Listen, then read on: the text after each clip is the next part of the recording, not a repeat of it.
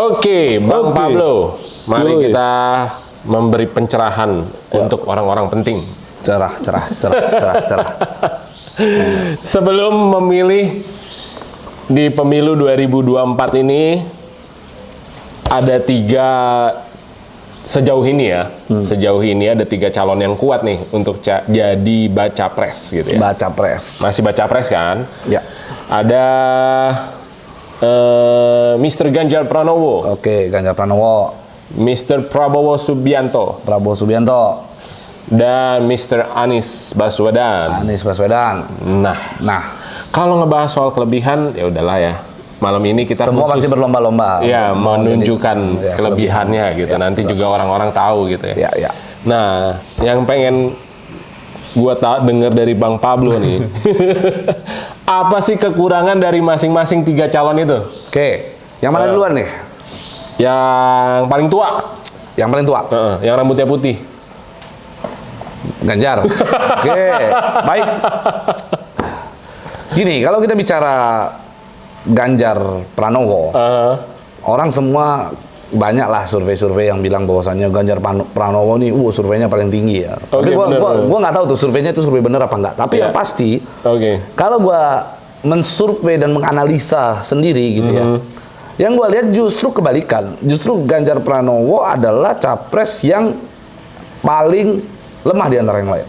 Oh ya? Iya. Kalau kita bicara kekurangan ya, begini. Kalau kita bicara kekurangan, Ganjar Pranowo ini untuk tingkat keberhasilan di dalam memimpin di Jawa Tengah tidaklah menghasilkan sesuatu hal yang signifikan. Itu dulu yang pertama. Tidak menghasilkan sesuatu hal yang signifikan dan tidak menimbulkan atau memunculkan suatu legacy di Jawa Tengah. Dia tidak meninggalkan sesuatu hal yang diingat bahwa ini adalah hasil daripada Ganjar Pranowo. Itu dulu yang pertama. Lalu yang kedua, kita bisa lihat bahwa yang menunjuk Ganjar Pranowo untuk menjadi bakal calon presiden adalah PDIP, begitu. Yang mana PDIP sendiri ini adalah kedua kalinya memilih orang di luar daripada istilahnya orang kader petugas partai ya, sama-sama petugas partai, kader PDIP, tapi tidak memiliki hubungan darah dengan ketua umumnya, begitu. Artinya begini, kalau gue lihat, yang pertama dilakukan oleh PDIP sudah mencalonkan Pak Jokowi dan itu berhasil. Gitu. Tetapi dari masa kepemimpinan Pak Jokowi selama 10 tahun ini gitu ya, nantinya pastinya Bu Mega sudah mendapatkan penyempurnaan lagi gitu untuk bagaimana mengatur si petugas partai. Iya dong, kan begitu. Biasanya yang pertama itu adalah proyek contoh, dia berhasil meledak nih.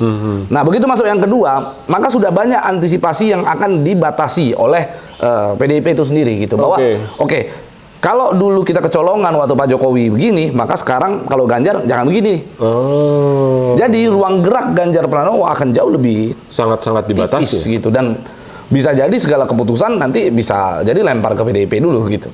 Gua ada melihat unsur seperti itu, dan ditambah lagi Ganjar Pranowo bukan seseorang yang mempunyai jabatan yang didengar baik di PDIP itu sendiri kan begitu.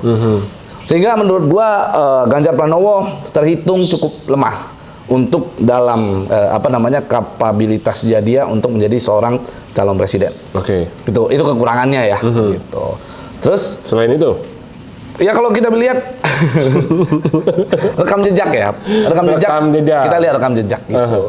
Rekam jejak mah cocoknya buat Anies Baswedan dong. Artinya begini, kalau kita bicara rekam jejak, salah satunya adalah yang tadi kan, bahwasanya tidak ada legacy pada saat dia memimpin. Gitu. Yang kedua, bahwa Ganjar Pranowo ini beberapa kali ya disinggung, gua nggak tahu itu bagaimana ceritanya, tapi kayaknya ada rekam jejak yang kurang enak hubungannya antara Ganjar Pranowo dengan bokep gitu. Tapi gua nggak ngerti itu bagaimana itu. Yang pasti Ganjar Pranowo sering disindir seperti itu gitu. Nah, berarti kan ada rekam jejak sesuatu hal yang masih nyantol di kepala orang. Menunjukkan kalau dia suka gitu ya. Tapi kan kita nggak tahu itu suka atau enggak. Itu kan opini saja. Kan? Ya, artinya. Tapi di podcast Om Deddy, jelas-jelas Mr. Ganjar Pranowo bilang Kalau gue suka nonton bokep, kenapa? Gue udah dewasa. Ya, oh iya makanya itu kan menjadi satu hal yang menurut gua rekam jejak yang tidak mengenakan bagi calon pemilihnya dia. Gitu. Karena tahu sendiri Indonesia ini apa namanya, itu bukan budaya orang Indonesia. Budaya orang Indonesia itu tidak suka memilih pejabat yang suka nonton bokep kan gitu. Intinya kan begitu ya. Tuh, yang kedua juga bisa kita lihat. Yang ketiga juga Ganjar Pranowo itu dalam sejumlah kasus-kasus besar di Indonesia, nama Ganjar Pranowo itu kerap muncul. Meskipun tidak terbukti bahwa dia ikut serta melakukan itu. Tapi kayak misalnya di EKTP sendiri dia nama dia disebut, kan begitu. Nama dia disebut, tapi kita nggak tahu ya apa namanya seperti apa. Nah, untuk menghilangkan ingatan orang atas itu, maka PDIP perlu bekerja keras untuk bagaimana mempromosikan lah. Ya satu mempromosikan, kedua menghilangkan stigma-stigma itu terhadap si Ganjar Pranowo begitu. Ya itu sih kurang lebih soal Ganjar Pranowo. Soal Ganjar Pranowo ya. Kekurangannya begitu. Oke, berlanjut ke Mr. Anies Baswedan. Oke. Kalau Anies Baswedan kembali lagi rekam jejak. Kan Anies Baswedan kan selalu katakan bahwa dia apa namanya? lihat rekam jejak. Iya. Nggak ada satu hal yang bagus yang menjadi satu peninggalan daripada Anies Baswedan di DKI Jakarta. Gitu. Betul. Dan dia selalu bicara tentang rekam jejak, itu kan sebenarnya sama dengan mempermalukan diri dia sendiri. Karena kalau kita bicara rekam jejak, kenapa harus rekam jejak dia yang kita lihat? Kenapa nggak rekam jejak gubernur sebelumnya yang banyak yang jauh lebih bagus daripada Anies Baswedan? Itu aja tidak sepede itu untuk maju jadi presiden, kan begitu kan? Termasuk Bang Yos gitu kan, Fauji Bowo, kan itu kan bagus-bagus semua. Nah, Ali Sadikin kan begitu ya. Ini banyak orang-orang hebat lah jadi gubernur DKI Jakarta. Tapi mereka tidak mencalonkan jadi presiden dan tidak dengan PD-nya. Lihat rekam jejak gua, Jakarta bagus kan begitu. Nah itu hal yang menurut gua satu kekurangan. Dan mungkin kelebihannya adalah Anies selalu PD aja. Oh dia percaya diri tinggi ya? Dia percaya diri bahwa rekam jejak baru ngerjain sesuatu hal dan dianggap berhasil. Wah gua udah cocok jadi presiden nih kan. Gitu. Patungnya bagus bang. Ya kan. Jadi hal-hal kayak gitulah gitu kan. Itu kan sama halnya dengan gua misalnya gua lagi gosok gigi nih, lagi sikat gigi, tiba-tiba gua bisa bersiul. Wih, keren ya. Gua bisa sikat gigi sambil siul nih. Terus mau nyapres presiden. Kan sama halnya begitu. Jadi hal-hal seperti ini yang menurut gua menjadi kekurangan daripada Anies, terlalu cepat menyimpulkan, terlalu cepat membuat satu analisa kajian untuk dia percaya diri nyapres. Nah, begitu. Dan dari segi hal yang lain juga kita bisa lihat kalau dia capres, kita lihatlah tiraninya orang Indonesia saat ini untuk memilih pemimpin rata-rata ya. Nggak mesti sih, tapi yang pasti rata-rata calon pemimpin kita itu adalah orang yang bersuku Jawa. Gitu. Sementara Anies Baswedan tidak ada tuh. Nah, maka tantangan berat bagi Anies Baswedan untuk mencari bakal calon wakilnya harus orang yang memang Jawa tuh. Supaya bisa meraih suara Javanis lah. Karena kita tahu di Indonesia ini suku Jawanya sangat kental sekali dan banyak kan begitu. Jadi ya coba semangat aja lah buat Anies tetap percaya diri ya. Bagus itu percaya diri. Pertahankan. Tapi gua punya saran buat Anies kalau memang seandainya nanti nggak jadi nyalon capres gitu ya. Mungkin Anies bisa menjadi motivator atau menjadi membuka satu pelatihan untuk membangkitkan kepercayaan diri orang gitu kan. Bagaimana dengan mudah untuk bisa membangkitkan kepercayaan diri orang gitu. Nah, kalau gua mau nambahin boleh gak bang? Boleh. Coba. Kalau gua kayak gatel banget mulut lu. Coba. Kalau gua mau nambahin satu gitu kekurangannya. Kalau ngomong tuh jangan muter gitu. Ujung-ujungnya nggak tahu kemana gitu. Gini. Kalau menurut gua masalah ngomong muter-muter itu bukan kekurangan. Itu justru kelebihan. Karena kelebihan ucapan kan. itu penting loh. Itu dimiliki oleh politisi gini ya. Politisi yang baik adalah dia harus bisa merangkai kata-kata, membuat kata-kata itu semenarik mungkin sampai orang lupa substansinya apa. Lupa yang ditanyain apa. Itu yang penting bagi orang politisi. Dia Anies Baswedan berapa kali dicecer soal pertanyaan A, pertanyaan B begitu ya. Iya. Dia akan bawa itu untuk orang diputar sampai substansinya hilang tuh. Sampai Yang dibahas yang lain. udah. Ya, gitu. Jadi menurut gua itu adalah satu kelebihan daripada Anies Baswedan yang Iya. bagus untuk dipertahankan. Gitu. Oke. Nah, kalau dari tadi kita membahas 2 calon Ya. yang bisa dibilang belum ada legacy yang ditinggalkan. Ya. Nah, bagaimana dengan seorang Prabowo Subianto? Gini, kalau gua ditanya dari ketiga pasang calon, bukan pasang calon, bakal calon Iya. gitu ya, presiden ini, menurut gua yang paling memiliki keunggulan yang bagus adalah Pak Prabowo. Keunggulannya satu, dia adalah satu-satunya baca pres yang juga ketua umum partai. Oke. Oke. Jadi dia setidaknya nggak dikontrol Ya, oleh partai tidak ada orang yang kontrol gitu. Jadi terhindarlah dari yang namanya intervensi oligarki apa segala macam kan gitu ya. Jadi menurut gue itu salah satu keunggulannya. Tapi kelebihannya masih banyak kalau kita lihat. Oke. Kelebihan yang kekurangan yang paling fatal dari seorang Pak Prabowo ya, yang gue bilang masih banyak tadi nih kekurangannya. Satu yang paling fatal adalah belum memiliki pasangan. Betul. Emang sebegitu ngaruhnya, Bang? Gini, makanya ini kadang-kadang orang ketika seseorang tidak mempunyai pasangan, Ya. oke, dia akan jauh lebih mendengar omongan orang lain dibanding keluarganya dia. Oh gitu. Oke. Orang-orang yang ngasih dia masukan apa aja akan diterima. Jatuhnya jadi kuping tipis.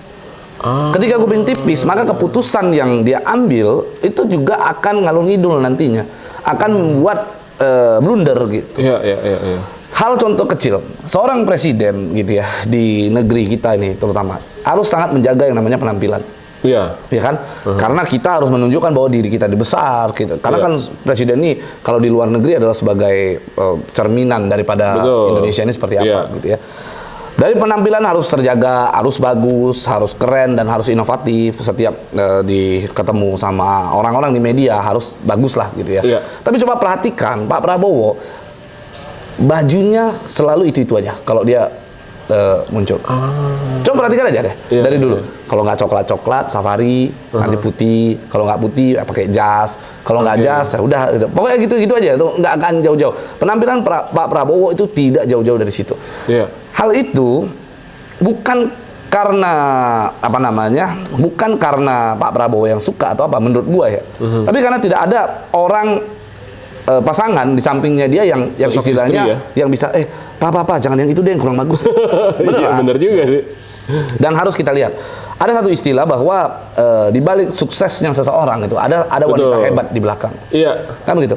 Itu maksudnya kan istrinya kan. Nah, kadang-kadang masukan-masukan istri itu untuk memprotek agar kita itu tidak terjerumus di dalam hal-hal yang dapat menjatuhkan kita. Support system lah ya. Support system kita. Dan terbukti ya, gue bukannya apa-apa. Banyak orang-orang Gerindra itu yang menceritakan ke gue bahwa Pak Prabowo itu kadang-kadang diceritakan ini percaya, ceritakan ini percaya, ceritakan ini percaya. Jadi ya mudah lah untuk menerima masukan dari orang. Iya. Tapi tidak harus percaya kan. Kalau kita mau menerima aja, tapi tidak harus percaya. Tapi Pak Prabowo mudah percaya itu. Dan kita tidak menutupi betapa besarnya peran seorang ibu negara ya. Oh iya. Di balik presiden-presiden kita ya. Betul. Makanya menurut gua ini sangat fatal sekali jika Pak Prabowo belum memiliki pasangan. Sehingga menurut gua Pak Prabowo sudah saatnya untuk saat ini hunting-hunting. Benar. Maksudnya gini, kalau gua ada opsi ya, kalau gua ditanya sama orang-orang saran untuk Pak Prabowo. Ya, pertama kalau memang ingin kembali dengan Bu Titi ya, ya silakan. Kembali rujuklah ya, boleh kembali demi bangsa dan negara. Dan demi keutuhan keluarga. Supaya Pak Prabowo ini ada yang kontrol. Dan dengan misalnya Bu Titi bergabung dengan Pak Prabowo, arah politiknya bisa jauh lebih bagus loh. Gitu. Kemana nih, Bang? Ya kita nggak tahu ya apakah nanti Cendana bisa memperkuat itu. Terus Bu Titi bisa bantu Pak Prabowo untuk melobi Erlangga supaya Erlangga Golkar menyatu. Kan kita nggak tahu. Iya. Itu bisa gitu ya. Yang kedua, kalau memang tidak berniat untuk bersatu kembali dengan Bu Titi, main Tinder. Tapi seorang Matas Najwa aja bilang loh, kalau Tinder atau alat aplikasi dating online gitu, Ya. di zaman teknologi yang sudah sebegitu majunya, ya kenapa enggak gitu kan? Iya, boleh, itu sah-sah aja. Gua sendiri main kan. Jadi apa namanya, itu hanya untuk menambah wawasan kita tentang bagaimana wanita-wanita yang saat ini beredar di apa namanya. Tapi gue bayangin Bang, ada foto Pak Prabowo di Tinder. Tunggu, gua ada satu cerita yang menarik sebenarnya. Sebenarnya gua nggak tahu ya, gua pengen cerita apa enggak, tapi rasanya mulut gua gatel di Oke. Gua pernah ketemu ya sama satu klien lah ya. Klien gua ini wanita, nenek lah. Iya. Dia ini kerjaannya apa namanya, kebetulan dia buta gitu. Dia bukan buta, gangguan penglihatan. Iya. Terus dia kerjaannya nih sering di belakang rumah tuh keluar, terus kalau ada pesawat lewat di atas tuh gitu. Dia suka lihat ke atas gitu pesawat. Terus jalan lagi, terus gitu, sering-sering begitu. Suatu hari gua bingung nih, gua bertanya-tanya ini apa nih sebenarnya gitu ya. Kok bisa sampai sebegitunya? Iya. Ternyata kata drivernya, iya, jadi si kan manggilnya Bunda ya, si Bunda ini sengaja begitu tuh karena dia lagi dipantau sama Pak Prabowo katanya. Itu demi Allah, gua nggak bohong. Ini cerita true story, dan gua nggak bohong, itu terjadi.